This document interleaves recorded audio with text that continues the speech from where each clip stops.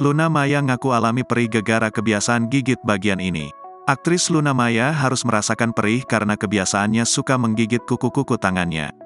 Luna Maya biasa menggigit kuku tangannya saat merasa nervous hingga tegang. Kuku-kuku tangannya bahkan sampai habis karena gigitan Luna Maya. Kukuku sampai habis. Bukan hanya kuku tangan, Luna Maya yang kini menjalin asmara bersama aktor Maxime Boutir ini juga suka menggigit kuku kakinya. Luna Maya mencoba mengurangi kebiasaannya itu dengan memakai kutek di jari tangannya.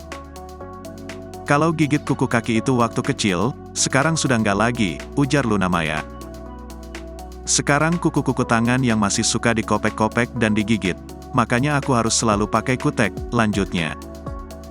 Kebiasaan itu membuat kuku Luna Maya sering kesakitan hingga merasa perih di ujung jari tangannya.